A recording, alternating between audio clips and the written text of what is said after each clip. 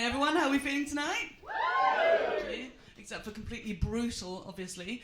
Just to warm you up a bit, I am the only woman. So if you boo me off, that means you're sexist. So I don't know if you can tell, but I've actually been through a recent rebrand to Cool Fun Mum. Do we have any Cool Fun Mums in the audience? Yes, ladies. See, you know, motherhood and big night out in Deptford. We can have it all. So I became a mum for the first time 18 months ago. Thank you very much. Thank you. The applause nearly makes it worth it. So I had my first daughter about 18 months ago. It brought me a quarter of the way to achieving my childhood dream of becoming a MILF. Just the other 3 letters to go now. Soon, I hope. Yet another one of the things that is considerably easier for the dads. All my husband had to do to become a DILF was ejaculate. And to be honest, even that was pretty lackluster. In my opinion, it is one of the less talked about but most important of the gender imbalances in our society, up there with body hair removal and thrush. And they even have better PR than us. Do you remember a few years ago when everyone decided that dad bods were really sexy? So I'm here to promote the mum bod movement. Yes, thank you. Breasts sucked so dry they look more like one-fingered rubber gloves, needing to be rolled back up to fit in your bra. Nipples permanently erect so they had to be folded out the way, like a schoolboy tucking his erection into his belt. I can pinpoint the exact moment that I lost all of my sex appeal. It was about 18 months ago in the labour ward of Whipps Cross Hospital. And that was when I shit myself on a wheelchair. Yeah, that will really make you reassess some stuff. Like, maybe I should try stand-up comedy. And then, as I held my sticky little frog, and I gazed into her beautiful, screaming mouth, I felt this breeze go through the room. You know what that was, guys? It was the winds of change. Yeah, the winds of change signifying my immediate demotion from main character to cameo. Like that.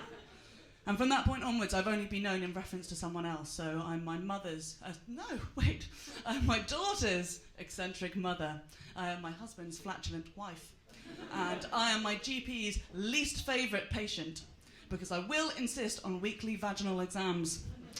And you know why that is? It's not just that your pelvic health is incredibly important, ladies. It is revenge. Because during the first 3 months of my daughter's life, my first 3 months as a mother, she probably had about 10 routine appointments. Do you know how many routine checkups that I had? 4. I had 0. Fuck all, that's what. So my daughter's there lying on the table, lapping up the attention from the medical professionals. And I'm there with my grade 2 tear, hemorrhoids, nipple blisters, like, what about me? I did all the work. She didn't even do anything, lazy bitch. And I'll tell you what, now that I've had 18 months to really get used to being overlooked, undervalued, ignored, I have to tell you, the feeling is pretty fucking incredible, actually. I can't tell you how refreshing it is as a 6-foot woman with ADHD to feel invisible. What a nice change. And I do think that as parents, and particularly as mothers, you feel really obliged to focus on the negatives of being a parent, you know?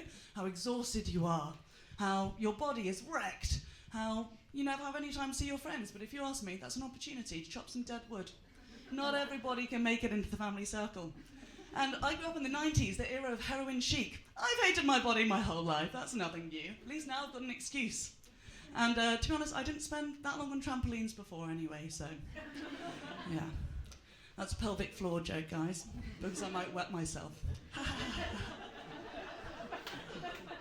But of course, the best thing about being a parent is that you have created someone biologically programmed to be your best friend.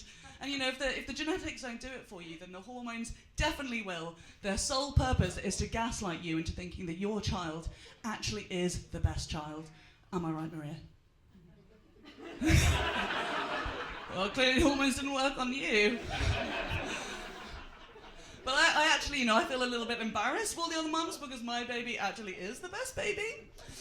And sure, she did a poo on the floor last night, but who hasn't let themselves down occasionally, you know? At least she told me about it and she didn't just leave it on the wheelchair for the midwife to find.